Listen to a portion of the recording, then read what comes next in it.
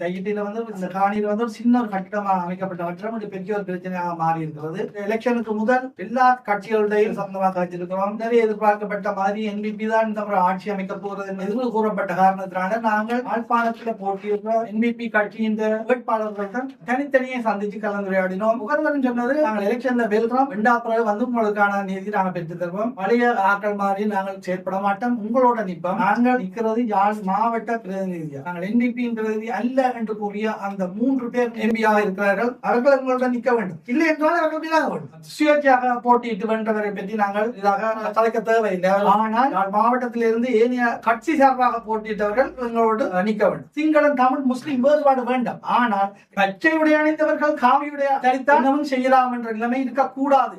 தயவு செய்து எங்களுக்காக எங்களோடு நில்லுங்கள்.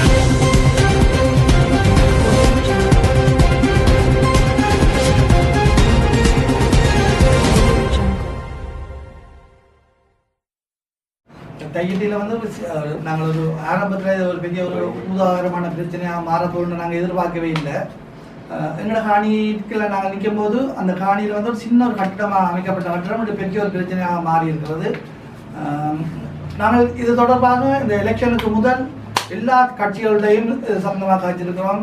குறிப்பாக முன்னரே எதிர்பார்க்கப்பட்ட மாதிரி என்பிபி தான் இந்த முறை ஆட்சி அமைக்க போகிறதுன்னு எதிர்ப்பு கூறப்பட்ட காரணத்தினால நாங்கள் யாழ்ப்பாணத்தில் போட்டியிடுற என்பிபி கட்சியின் வேட்பாளர்களுடன் தனித்தனியே சந்தித்து கலந்துரையாடினோம். இப்படியான பிரச்சனை இருக்குது, வாங்க பாருங்கன்னு சொல்லி ஒவ்வொருவரும் சொன்னது, நாங்கள் எலெக்ஷனில் வெல்றோம், பிறகு உங்களுக்கான நீதி நாங்கள் பெற்று தருவோம், பழைய ஆக்கள் மாதிரி நாங்கள் செயற்பட மாட்டோம், உங்களோட நிற்போம், நாங்கள் நிற்கிறது யாழ் மாவட்ட பிரதிநிதியா, நாங்கள் என்பிபியின் பிரதிநிதி அல்ல என்று கூறிய அந்த 3 பேர் என்று எம்பியாக இருக்கிறார்கள்.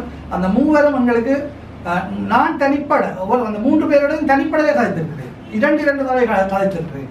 எனவே அவர்கள் இந்த போராட்டத்துக்கு எங்களுக்கு சார்பாக எங்களுடன் அங்கே நிற்க வேண்டும். ஏனென்றால் அவர்கள் என்பிபியின் எம்பிக்கள் என்பதற்கு அப்பால் அவர்கள் யாழ் மாவட்டத்தில் எங்களால் தெரிவு செய்யப்பட்ட பிரதிநிதிகள், அவர்கள் எங்களுடன் நிற்க வேண்டும், இல்லை என்றால் அவர்கள் விலக வேண்டும். எங்களோட பிரச்சனையை நாங்கள் அந்த இடத்துல சரியாக முன்வைக்க தவறுற பட்சத்தில் அவர்கள் வெளிப்படையாக இது பெரிய ஒரு எழுச்சியாக அமையும். என்பிபியிலிருந்து தேர்தலில் வென்று வந்தவர்கள் யாழ் மாவட்ட பிரச்சனையை நாங்கள் கொண்டு செல்ல முடியாமல் இருக்கிறது. எனவே நாங்கள் இதிலிருந்து விலத்துவோம் என சொல்லணும். இல்லை என்றால் நேரடியாக அவர்கள் அந்த போராட்டத்தில் எங்களோட தோளோடு தோளாக நின்று போராட வேண்டும். அதே போன்று தமிழ் கூட்டமைப்பாக இருந்து இப்பொழுது தமிழரசு கட்சி திக்காக ஒரு கட்சியாக பிரிந்திருக்கிறார்கள். அனைத்து கட்சியை சேர்ந்தவர்களும் இந்த போராட்டத்தில் எங்களோட ஒரு எங்களுக்கு பின்னால் எங்களுக்கு முன்னால் 2 போராடக்கூடிய ஆட்களாக இருக்க வேணும். இதில் பெரும் பங்கு தமிழரசு கட்சிக்கு இருக்கு. என்னென்னா அந்த குறிப்பிட்ட விகாரை அமைக்கப்பட்ட போது அந்த பிரதேச சபையில் அந்த உள்ளூராட்சி சபையில் பொறுப்பாக இருந்தவர் தமிழரசு கட்சியை சேர்ந்த ஒருவர் தான் பொறுப்பாக இருந்தார். எனவே இந்த கட்டடம் அமைக்கப்படும் போது இது சட்டவிரோத கட்டிடம் என நாங்கள் எத்தனையோ தடவைகள் அவர்களுக்கு சொன்ன போதும் நாங்கள் இதுக்கு வழக்கு போடுறோம்னு சொல்லி ஏற்கனவே எங்களுக்கு சொல்லப்பட்டது. நாங்கள் நினைத்தோம் இது பிரதேச சபை ஒரு மதில கூட சட்டம் அனுமதி இல்லாமல் கட்டினால் உடைத்தருகிற பிரதேச சபை நிச்சயமாக இந்த கட்டிடத்தை கட்ட விடாது வழக்கு போடுவினோம் என்று எதிர்பார்த்திருந்தோம். ஆனால் எங்களுக்கு பின்னர் தான் தெரியும், இல்லை அவ்வாறு எந்த ஒரு வழக்கம் போடப்படவில்லை என அறிகிறோம். இல்லை வழக்கு போடப்பட்டது அல்ல வழக்குக்கான முன்னகர்வு செய்யப்பட்டிருந்தால் அதற்கான ஆதாரங்களை எங்களிடம் முன்வைக்க வேண்டும். ஏனென்றால் தமிழரசு கட்சிக்கு இதுக்கு பெரும் பங்கு இருக்கு. ஏனென்றால் அந்த நேரம் குறிப்பிட்ட பிரதேசத்துக்குரிய உள்ளூராட்சி சபையை தங்களோட கட்டுப்பாடுக்கு வச்சிருந்தது தமிழரசு கட்சி தான். அடுத்ததாக தமிழ் காங்கிரஸ் என்று உண்மையில தமிழ் காங்கிரஸ் இப்போ வேறு பேரில் இறங்கினாலும் நாங்கள் தமிழ் காங்கிரஸ் என்று சொல்லிக்கொள்வோம். கஜேந்திரநாத் பொன்னம்பலம் தலைமையிலான கட்சியினர் அவர்கள் ஓரளவு எங்களுக்காக கலைக்கிற நிலைமை ஒன்று இருக்குது. இப்போ கடைசியாக நடந்த டிசிசி மீட்டிங்லையும் கஜேந்திரநாத் பொன்னம்பலம் அவர்கள் தான் கௌரவ பாராளுமன்ற உறுப்பினர் அவர்கள் தான் இது சம்பந்தமாக வெளியில் கொண்டாந்திருந்தார். ஆனால் வெளியில் கொண்டாலும் அதுக்கு உதவியாக யாருமே அவருக்கு எங்களுக்கு சப்போர்ட் பண்ண காணல.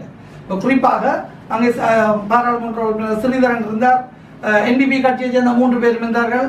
இவர்கள் எல்லாரும் யாழ் மாவட்டத்தின் பிரதிநிதிகள். அவர்கள் எங்கள் பிரச்சனையை கலைக்க வேண்டியவர்கள், ஆனால் அவர்கள் கலைக்கவில்லை. எனவே எங்களுடைய இந்த போராட்டத்துக்கு சகல தரப்பினரும் எங்களோட தோளோடு நிற்க வேண்டும். சுயேட்சையாக போட்டியிட்டு வென்றவரை பற்றி நாங்கள் பெரிதாக கலைக்க தேவையில்லை. அவர் ஒரு பிரதேசத்துக்குள்ளிருந்து தெரிவு செய்யப்பட்டவர், அந்த பிரதேசத்துக்குரிய ஆளாக இருக்கட்டும். ஆனால் யாழ் மாவட்டத்திலிருந்து ஏனைய கட்சி சார்பாக போட்டியிட்டவர்கள் எல்லா இடத்திலிருந்து போட்டியிட்டார்கள். எனவே அவர்கள் எங்களோடு நிற்க வேண்டும்.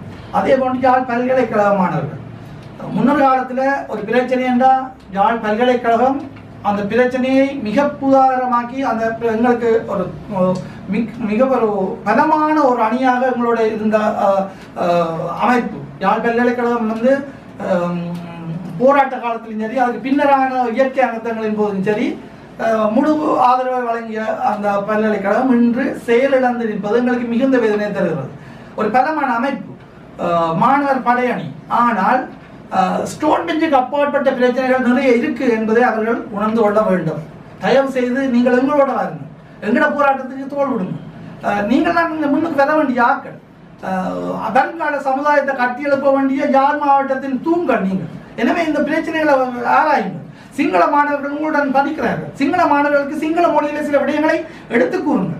இந்த பிரச்சனை சம்பந்தமான தாற்பயம் அவர்களுக்கு விளங்காது. அவர்கள் நினைத்துக் கொண்டிருப்பார்கள் ஒரு பௌத்த விகாரம் இருந்த இடத்தை தமிழர்கள் ஆக்கிரமிக்கிறார்கள் அல்லது கேட்கிறார்கள். இல்லை, அவ்வாறான பிரச்சனை இல்லை, இதுதான் பிரச்சனை என்பதை நீங்கள் மாணவ பருவத்திலேயே அவர்களுடன் நல்ல சிநேகிதமாக நட்பு கூறுங்கள். எங்களுக்கு முரண்பாடு வேண்டாம். இனி நாங்கள் முரண்பட்டு அடிபட்டு தமிழ் சிங்கள முஸ்லீம் என்று பிரிஞ்சு ஒன்றுமே ஆக போறது இல்லை. எங்களோட நாடு எங்கேயோ அதால பாதாளத்துக்கு போட்டு. அப்ப இனி நாங்கள் இதை மேலே கொண்டு வர மாட்டோம். நாங்கள் ஒற்றுமையா இருக்கோம். சிங்களம் தமிழ் முஸ்லீம் வேறுபாடு வேண்டாம். ஆனால் எங்களோட பிரச்சனையை அவர்களுக்கு புரியும் மொழியில் சொல்லுங்க. எங்களுக்கு மக்கள் உங்களுக்கு அவர்களுடன் தொடர்பு நிறைய இருக்கு. இதுல அடுத்த பிரச்சனை, மிக முக்கியமான பிரச்சனை என்னென்றால், அந்த சிங்கள மாணவர்கள் வந்து அந்த விகாரைக்கு வரும்போது இல்லை இது ஒரு பிரச்சனையான விஷயம் தான் இங்கே நடக்குது என்பதை உணர்ந்து கொள்ளக்கூடிய எல்லாமே ஒன்று இருந்தால் அவர்கள் அந்த பிரச்சனையை தமது பிரதேசங்களுக்கு கொண்டு செல்வார்கள். அதே மாதிரி நயினாதீவு விகாராதிபதி அவர் தெளிவாக சமூக ஊடகங்களில் பேட்டி கொடுத்திருக்கிறார். இல்லை, இது தமிழ் மக்களின் காணியில கொண்டே அடாத்தாக கட்டப்பட்ட கட்டிடம் என்று. ஆனால் இது நாங்கள் கேட்கிறோம். நீங்க பாத்தீங்கன்னா தெரியும், அந்த யூடியூபர்ஸ் அந்த வியூவர்ஸ் வந்து நிறைய பேர் பார்த்துருக்கிறோம். அவனுக்கு தமிழாக நீங்கள் அதே சமூக ஊடகத்தில் வந்து அந்த காணொலியை சிங்கள மொழியில மொழிபெயர்த்து விடுங்க. அதனால் சிங்கள மீடியா போய் அடைய வேணும், சிங்கள மக்களை போய் அடைய வேணும். அவர்களுக்கு அப்பதான் தெரியும் இது ஒரு பிரச்சனை ஒன்று இருக்குதான், இது எங்களோட பக்கத்தில் ஒரு தவறு இருக்கு என்பதை அவர்கள் உணரும். உண்மையிலே பௌத்தம் வந்து ஒரு பஞ்சசீல கொள்கையை பின்பற்றுகின்ற ஒரு மதம். எங்களுக்கு பௌத்தத்தின் மீது அளவு கடந்த பாசமும் அளவு கடந்த மரியாதையும் இருக்கிறது. ஏனென்றால் அது பஞ்சசீல கொள்கையின் அடிப்படையில் இயங்குவதாக இருத்தல் வேண்டும். ஆனால் இங்கே நடப்பது அது அல்ல. பச்சையுடைய அணிந்தவர்கள் காவியுடைய தரித்தால் என்னவும் செய்யலாம் என்ற நிலைமை இருக்கக்கூடாது என்பதனை உணர்த்துங்க. தயவு செய்து எங்களுக்காக எங்களோடு நில்லுங்க.